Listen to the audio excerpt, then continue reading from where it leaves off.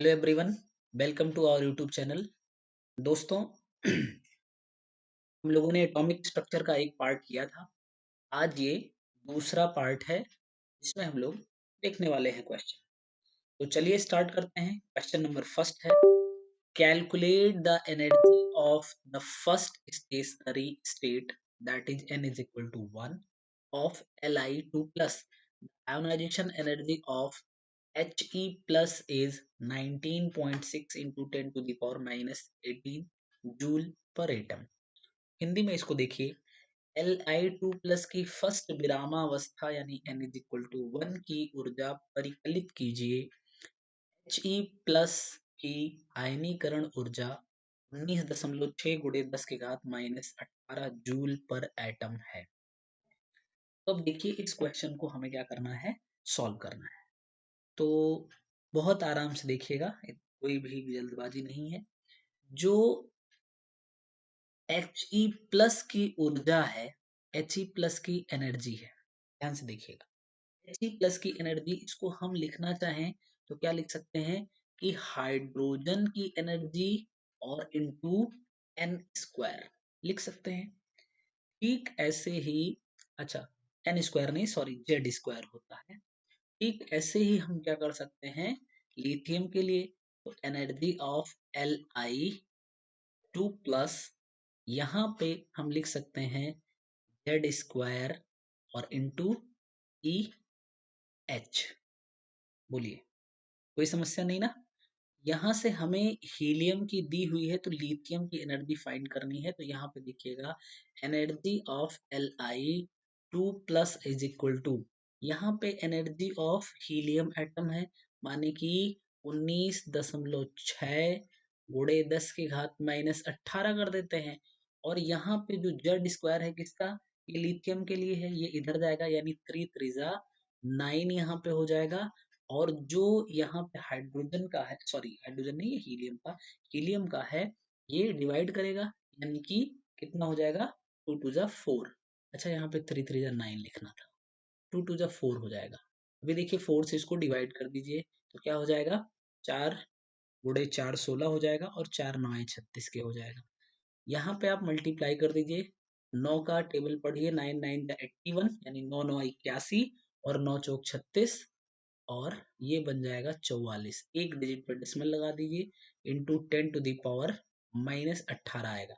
अगर यहाँ पे आप 4.4 कर दो इंटू 10 टू दावर माइनस 17 आप कर पाओगे। यहाँ पे आप देखो कहाँ पे है 4.4, ये आपका आंसर बन जाएगा। मैंने बहुत ही आराम से इसको बताया है, थोड़ी जगह इसमें कम पड़ रही है। आई होप कि आपको समझ में आए। चलिए क्वेश्चन नंबर सेकंड पे चलेंगे। क्वेश्चन नंबर सेकंड क्या है, an electron falls from infinite to stationary state 1 in a hydrogen atom. The wavelength of electron emitted would be, R की वैल्यू यहाँ पे दे दी है। हिंदी में देखिएगा, एक इलेक्ट्रॉन एक हाइड्रोजन परमाणु में अनंत से विरामावस्था 1 में गिरता है, उत्सर्जित इलेक्ट्रॉन का तरंग दैर्ध्य क्या होगा। तो कहीं अनंत से आ रहा है और वो कहाँ पे आया, n इज इक्वल टू 1 में आया हुआ। तो भाई बड़ी सिंपल सी बात है, आपको पता है कि 1 upon lambda is equal to, यहाँ पे आप करते हो आर एच, और 1 upon n1 square minus 1 upon n2 square. ये वैल्यू आप इनफाइनाइट रख दोगे, यहाँ पे खत्म हो जाएगा, 1 ही आने वाला है। मीन्स कि 1 upon lambda is equal to, यहाँ r बच जाएगा, means lambda is equal to 1 upon r होगा, sorry 1 upon r, means 1 upon 1 point r की वैल्यू रख दो 097 इंटू 10 टू दावर 7 है, तो ये ऊपर चला जाएगा तो 10 टू दावर माइनस 7 हो जाएगा। इस डेसिमल को हटाओ तो यहाँ पे 1 0 2 0 और 3 0 लगा दोगे, 1000 हो जाएगा। अगर इसको 10 टू दी पावर आप माइनस 8 कर दो तो ये 1 0 2 0 3 0 4 0 कर लोगे, तो 1097 हो जाएगा आपका। ठीक है, अभी यहाँ पे देखो, ये नियर अबाउट 1100 है और ये कितना है आपका 10,000 है। तो कितने बार जाएगा यहाँ पे, अगर इसको हम 0 0 कंसीडर कर ले, हम लगभग में निकालने की कोशिश कर रहे हैं, तो ये हो जाएगा 0 0 0 से आप सॉरी 11 कंसीडर करना होगा, 0 0 0 0 होगा। अभी ये बनने वाला है 11 9 जा, यानी यहाँ पे आएगा 9 आने वाला है, 9.1 पूरे 10 की घात -8, और ये होगा आपका मीटर में। अगर इसको आप कर दो 91 तो इंटू 10 to the power -9 हो जाएगा मीटर, और जिसको आप नैनोमीटर कहते हो, मीन्स ऑप्शन सी सही होगा। किसी ने जल्दबाजी किया ना तो शायद वो ऑप्शन बी लगा सकता है, बी केयरफुल। चलिए नेक्स्ट क्वेश्चन पे चलते हैं। क्वेश्चन नंबर 3 क्या है? Consider a spectral line resulting from the transition of electrons from n is equal to 2 to n is equal to 1 in species given below. The shortest wavelength is obtained. The shortest wavelength is obtained by, Hindi में इसको देखिएगा, निम्न species में से, माने कि 4 option है, इनमें से इलेक्ट्रॉन के n is equal to 2 से n is equal to 1 तक संक्रमण के कारण बनने वाले स्पेक्ट्रल रेखा को सोचिए, यानी कि क्या होगी? न्यूनतम तरंग लंबाई किससे मिलती है? तो भाई लैम्डा प्रोपोर्शनल टू 1/m होता है, जिसका मास सबसे ज्यादा होगा उससे हमें सबसे मिनिमम या शॉर्टेस्ट वेवलेंथ मिलने वाली है। तो यहाँ पे आइए, हाइड्रोजन की बात कर रहा है ये, सॉरी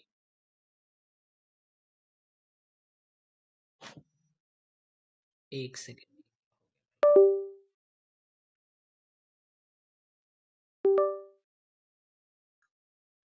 हाँ ठीक है, कुछ हाँ, ये हाइड्रोजन की बात हुई, और अकेला हीलियम आयन, और ये ड्यूटेरियम की यानी 1H2 की बात हो रही है, ये 1H1 था, और ये लिथियम 2 गुना आयनी यानी Li2+। यहाँ पे देखिए मास सबसे ज्यादा लिथियम का हो रहा है, इसका मतलब इसी से हमें सबसे शॉर्टेस्ट वेवलेंथ मिल जाएगी। ठीक है, चलिए आगे चलते हैं। क्वेश्चन नंबर 4 देखिएगा, which of the following statements does not form part of Bohr's atomic model, यानी Bohr's model of hydrogen atom. निम्नलिखित में से कौन सा कथन हाइड्रोजन परमाणु के बोर मॉडल का हिस्सा नहीं है? चलिए देखते हैं। Energy of the electron in the orbital is quantized, यानी कि जो इलेक्ट्रॉन की एनर्जी होती है वो ऑर्बिटल में क्वांटाइज्ड होती है। तो ये पार्ट जो है वो बोहर्स के एटॉमिक मॉडल का पार्ट था। दूसरे पे आते हैं, the electron in the orbit nearest the nucleus has the lowest energy, ये भी पार्ट सही होगा। Electron revolve in different orbits around the nucleus, ये भी बोहर्स के मॉडल में था। The position and velocity of the electron in the orbit can not be determined simultaneously, कि ये आपका हाइजेनबर्ग अनसर्टेनिटी प्रिंसिपल है, ये बोर का एटॉमिक मॉडल नहीं था, इसलिए डी ऑप्शन आपका सही जवाब होगा इसमें। नेक्स्ट क्वेश्चन है आपका question number 5, who modified Bohr's theory by introducing elliptical orbits for electron path, इसने इलेक्ट्रॉन पथ के लिए अंडाकार कक्षाओं की शुरुआत करके बोहर के सिद्धांत को संशोधित किया? तो ये बहुत ही आसान सा जवाब है, सोमरफील्ड जो थे वो आपके बोहर्स मॉडल के बाद इन्होंने अपना मॉडल, ठीक है। रदरफोर्ड को किसने सही किया था? टॉमसन के बाद रदरफोर्ड आए, रदरफोर्ड के बाद बोर आए, बोर के बाद आपके सोमर। नेक्स्ट क्वेश्चन देखिएगा, question number 6।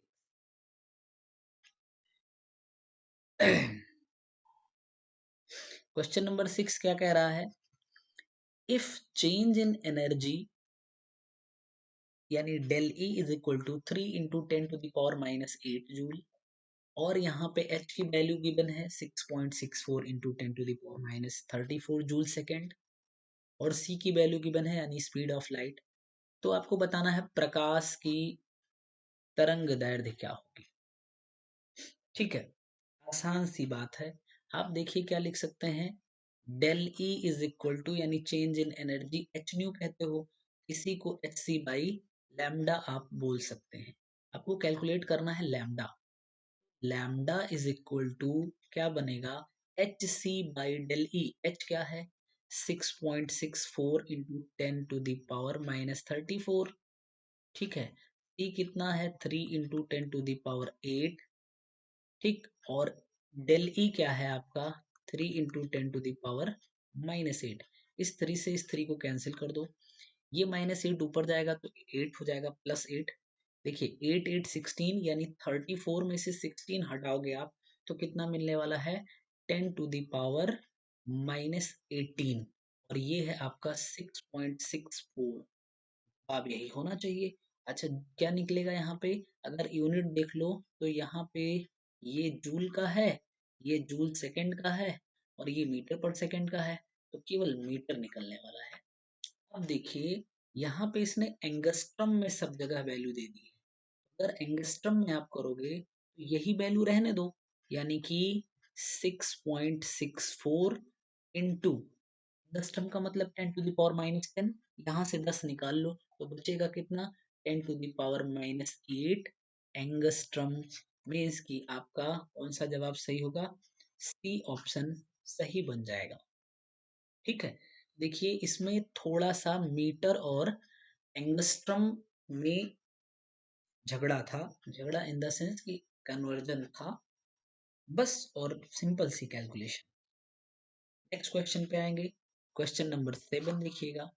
The frequency of radiation emitted when the electron falls from n is equal to 4 to n is equal to 1 in a hydrogen atom will be, given है आपको ionisation energy of hydrogen और फिर H की value given. Hindi में ये question देखिएगा, hydrogen परमाणु में n इज इक्वल टू 4 से n इज इक्वल टू 1 में अगर इलेक्ट्रॉन आता है तो उससे जो विकिरण उत्सर्जित होगा उसकी आवृत्ति बतानी है। तो आपको पता है energy E is equal to, E को ही हम एच न्यू कह सकते हैं, H nu is equal to, और ये कह सकते हैं आप R H 1/n1 square minus 1/n2 square. अगर 1/n1 यहाँ पे रख दीजिए तो कितना आने वाला है, 1/1 माइनस 1/16। ये वैल्यू आपकी आएगी 15/16, 15/16। आर एच की वैल्यू यहाँ पे आपको जाननी है, तो आर एच की वैल्यू यहाँ पे निकालनी है हमें frequency. So nu is equal to R H upon H. R H का मतलब है हाइड्रोजन की एनर्जी जो गिवन है 2.18 × 10⁻−18, और यहाँ पे एच की वैल्यू 6.6 ही हम कंसिडर कर लेते हैं, इंटू 10⁻−30। ध्यान दीजिएगा, इस 34 को ऊपर जाए भेज देंगे तो 18 में से 34 जाएगा, यानी कि 16 आ जाएगा, +16। लेकिन आप यहाँ से जवाब नहीं दे पाओगे क्योंकि यहाँ सब जगह 10⁻−15 लगा हुआ है। अभी आपको थोड़ा सा सॉल्व करना पड़ेगा। मान लो कि ये आपका 2 है नियरली, और नीचे मान लो 6 है, तो ये 1/3 बन जाएगा। नियरली की बात कर रहे हैं, 1/3, और ये 15/16। इसे कैंसिल कर दो तो ये आएगा 5, 5/16, यानी 16 से डिवाइड करोगे तो 0 पॉइंट, अभी 16 से आप डिवाइड करो तो 50 हो जाएगा, 16 3 जा, यानी 0.3 इंटू 10⁻−16 आएगा, सॉरी +16 आएगा। एक जीरो इसको दे दो तो ये हो जाएगा 3 पॉइंट समथिंग इंटू 10⁻−15, और आपका जवाब ऑप्शन ए हो जाएगा। मेरे पास थोड़ी सी जगह कम थी जिसकी वजह से हमने क्या किया, पे आपको बता दिया, समझ में आ गया होगा आपको। क्वेश्चन नंबर 8 देखिएगा क्या है, द एनर्जी, क्वेश्चन नंबर 8 है, the energy of second Bohr orbit of the hydrogen atom is -328 kilo joule mole inverse, hence the energy of fourth Bohr orbit will be. Hydrogen परमाणु की दूसरी bore कक्षा की ऊर्जा आपको दी गई है, तो चौथी बोर कक्षा की ऊर्जा आपको बतानी है। तो ये बहुत ही सिंपल सवाल है। देखिए जो आपकी बात कर लीजिए, दूसरे ऑर्बिटल की एनर्जी है, ठीक, ये आप कैसे लिखते हो, हाइड्रोजन की एनर्जी अपॉन एन स्क्वायर लिखते हो, और यहाँ पे अगर आप H4 करते हो तो इसमें भी अपॉन एन स्क्वायर आएगा, तो यहाँ N4 का स्क्वायर ऊपर जा N4 आपका ऊपर जाने वाला है।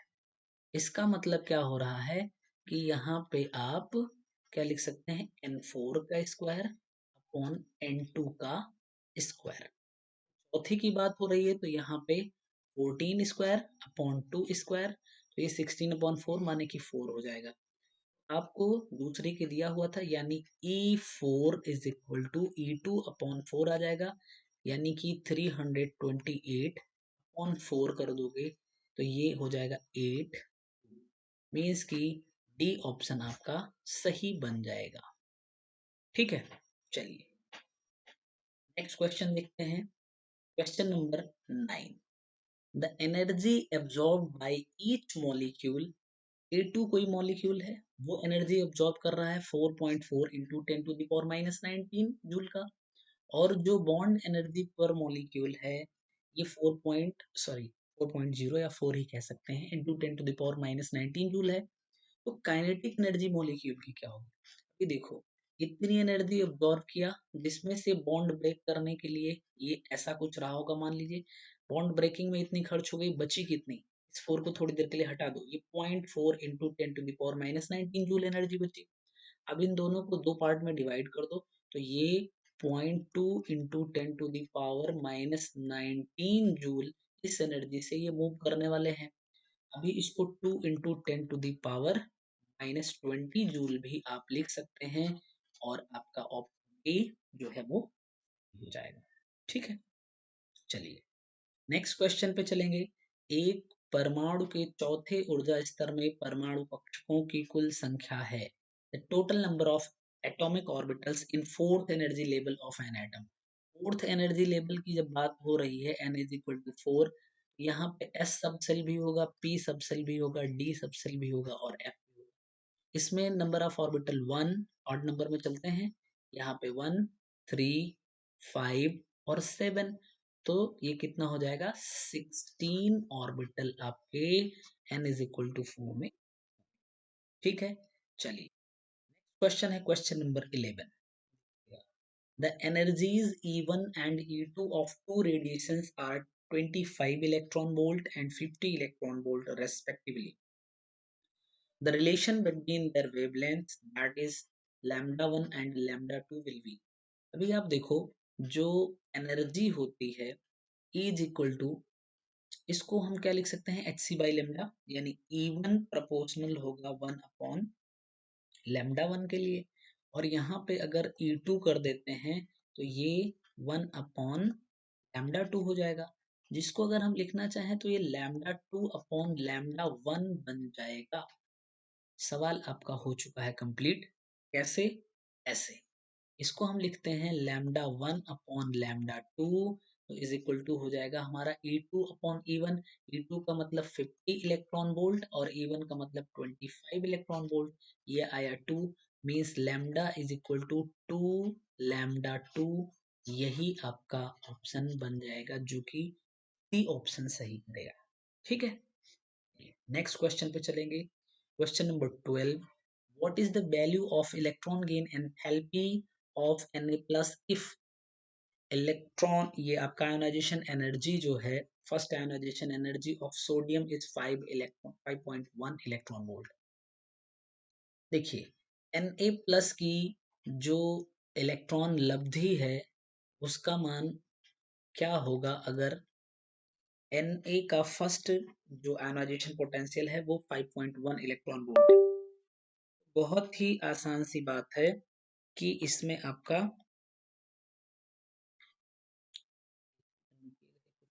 में दिक्कत, अभी सही है, कुछ नहीं करना है, बस यहाँ पे क्या कर देना है, सिंबल चेंज कर देना है और आपका सही जवाब हो जाएगा।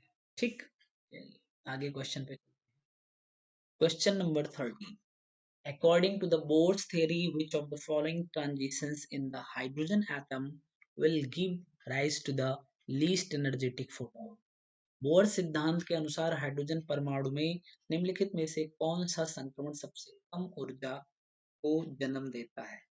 तो देखिए, जिसके लिए N2 की वैल्यू सबसे ज्यादा हो और N1 की वैल्यू भी अदर के कंपैरिजन में ज्यादा हो, वही होगा। क्यों? क्योंकि आपने देखा ये पहली एनर्जी तो और दूसरे एनर्जी लेवल पे के बीच में ज्यादा गैप होता है, फिर तीसरे के बीच में थोड़ा सा कम। ऐसे जैसे ऊपर जाते हैं वैसे एनर्जी गैप कम होता जाता है। तो यहाँ पे 5 to 4 है, यहाँ 6 to 1, 5 to 3, यहाँ 6 to 5। सबसे ज्यादा यहीं पे जो फोटॉन होगा उसकी सबसे कम एनर्जी। नेक्स्ट क्वेश्चन पे आइए। Question number 14, calculate the energy in joule responding to light of wavelength 45 nanometre. Planck's constant आपको गिवन है, तो एनर्जी कैलकुलेट करनी है। आपको पता है E is equal to H C by lambda. H है 6.63, हम नहीं लिखेंगे क्योंकि हमें पूरा कैलकुलेशन थोड़ी ना करना है।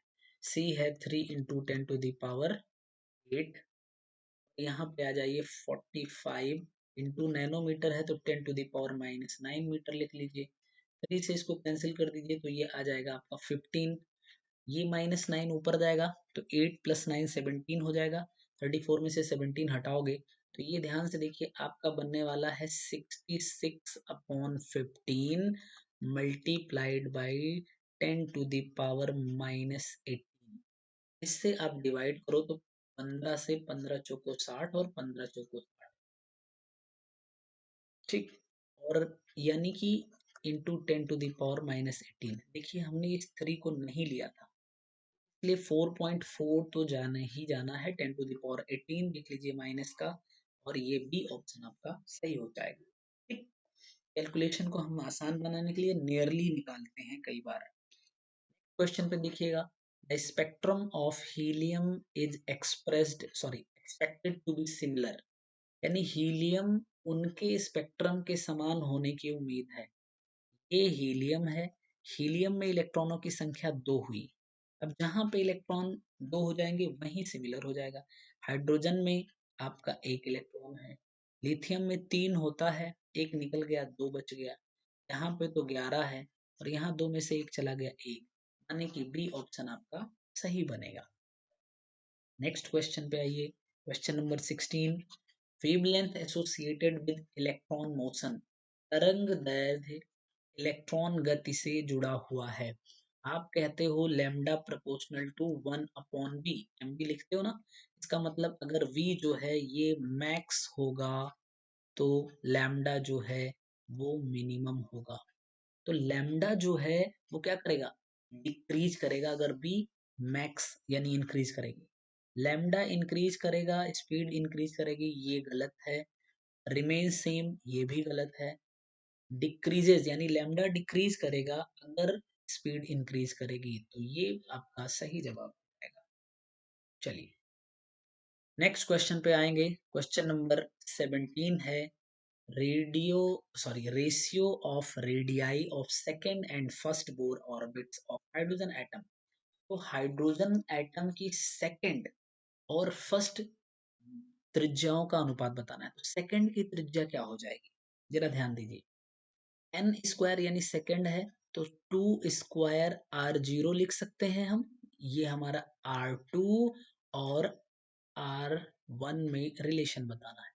और इसको हम क्या करेंगे, क्या करने वाले हैं, r0 लिख सकते हैं। r0 से r0 कैंसिल हो जाएगा तो 4 आ जाएगा। 4:1 यानी 4 ही हम कह सकते हैं, ये बन जाएगा। क्यों? क्योंकि अगर आप इसको लिखोगे r2/r1 तो ये मिलेगा 4/1, नहीं भी लिखोगे तो कोई दिक्कत नहीं, इसीलिए ये अनुपात इज इक्वल टू 4 बन जाएगा।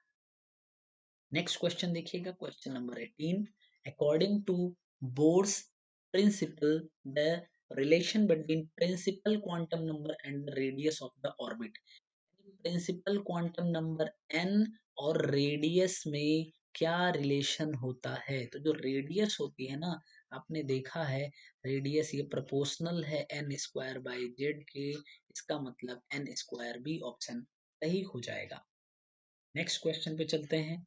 Question number 19, when beryllium is bombarded with alpha particles, extremely penetrating radiation which cannot be deflected by electrical and magnetic field are given out. These are, Hindi में देखिएगा, जब बेरिलियम पर अल्फा कणों की बौछार की जाती है तो अत्यंत मर्मज्ञ विकिरण जो विद्युत या चुंबकीय क्षेत्र द्वारा विक्षेपित नहीं हो सकते हैं बाहर किए जाते हैं। ये हैं, देखिए चलिए, अल्फा पार्टिकल का मतलब हुआ 2He4 और इसको बेरिलियम पे यानी 4Be9 पे बम्बार्डमेंट किया गया, क्या बनेगा यहाँ पे 6 कार्बन 12 बनेगा और प्लस 0N1 बनेगा।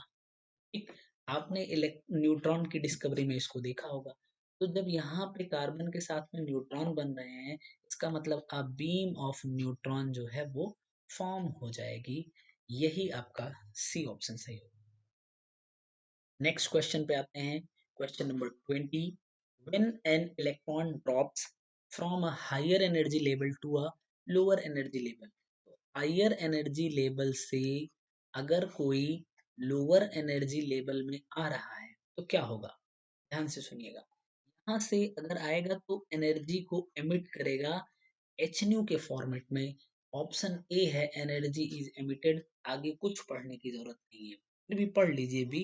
एनर्जी इज एब्जॉर्ब, तो एब्जॉर्ब होगा तो वो लोअर एनर्जी से हायर एनर्जी में उसका ट्रांजिशन होगा। ठीक है, चलिए क्वेश्चन पे चलेंगे। Question number 21। If electron falls from n is equal to 3 to n is equal to 2, then emitted energy is, यदि इलेक्ट्रॉन तीसरी कक्षा से दूसरी कक्षा में गिरता है तो उत्सर्जित एनर्जी को बताना है। देखिए E N is equal to, आप क्या लिख सकते हैं, देखिए इलेक्ट्रॉन वोल्ट में है तो हम यहाँ पे 13.6 इलेक्ट्रॉन वोल्ट कर लेंगे। यहाँ पे जो ट्रांजिशन मिल रहा है यानी कि 1/2 स्क्वायर माइनस 1/3 स्क्वायर, 3 से 2 में हो रहा है, तो ये 13.6 इंटू, तो हम क्या लिख सकते हैं, 9 में से 4 जाएगा यानी 5 और अपॉन में ये हो जाएगा 36। 9 से इसको कैंसिल कर दो, 9 चौक 36 और ये 9 एकम 9 और 0.9 चौक 36, ये होगा ना, नहीं नहीं 9 पचे 45, ये 46 बन जाएगा, 9 पचे 45 नियरली छोड़ दिए, 15 पचे 75 यानी कि 7.5 और अपॉन में 4, इसको आप लिख सकते हैं 4 1 जा 4, 3 हो जाएगा, 4 8 जा और फिर 4 7 जा, 1.87 कहीं दिख नहीं रहा है तो 1 पॉइंट, इसको नियरली 1.9 इलेक्ट्रॉन वोल्ट लिख सकते हैं, जो कि ऑप्शन सी में गिवन है। ठीक है, नेक्स्ट क्वेश्चन पे चलेंगे। क्वेश्चन नंबर 22 है, the positive charge of an atom is, परमाणु का धनात्मक आवेश होता है। तो आपको पता है रदरफोर्ड का जो एक्सपेरिमेंट था उसमें बोला गया कि परमाणु का जो समस्त धनावेश होता है, द्रव्यमान होता है, वो उसके न्यूक्लियस में होता है। तो यहाँ पे जवाब हो जाएगा centred at the nucleus. Next question पे आएंगे, question number 23। The ratio of area covered by second orbit to the first orbit, ध्यान से देखिएगा। ये मान लीजिए एक एटम है, ये न्यूक्लियस है इसका, ये पहली त्रिज्या हो जाएगी R1 और ये दूसरी त्रिज्या R2 हो जाएगी। ठीक है, ध्यान से। तो अभी अगर एरिया बताना है तो हमें ये जो कवर्ड एरिया दिख रहा है इसी का एरिया बताना है। तो हम क्या करें, पाई R2 स्क्वायर और पाई R1 स्क्वायर का हमें रेशियो निकालना है, क्योंकि इसने दूसरी को पहले कहा। अभी ध्यान से देखिए, दूसरी कक्षा के लिए अगर आप बात करेंगे तो 2 का स्क्वायर हो जाएगा यहाँ पे R2, क्यों, क्योंकि R2 इज इक्वल टू होगा 4R0 और R1 इज इक्वल टू क्या होगा, केवल R0। तो पाई से पाई को तो आप कैंसिल कर सकते हैं, R2 है कितना आपका 4, यानी 4 का स्क्वायर करोगे तो 16 R0 स्क्वायर और यहाँ पे भी R0 स्क्वायर होगा। आपका जो आंसर मिलेगा 16:1 का रेशियो मिल जाएगा। आपके डी ऑप्शन में दिया गया है, यही सही जवाब होगा। ठीक, इसने एरिया पूछा हुआ था कि पहली कक्षा और दूसरी कक्षा से कवर्ड एरिया क्या है। दूसरे क्वेश्चन को देखिएगा, what is packet of energy called? ऊर्जा के पैकेट को क्या कहते हैं? तो बहुत ही सिंपल सा सवाल है, ठीक है, प्रोटॉन कहते हैं। अगली क्वेश्चन पे चलेंगे, question number 25। The energy of electron in hydrogen atom in its ground state is 13.6 electron volt. The energy of the label corresponding to the quantum number is equal to 5 is hydrogen परमाणु, एक second कुछ, ठीक है,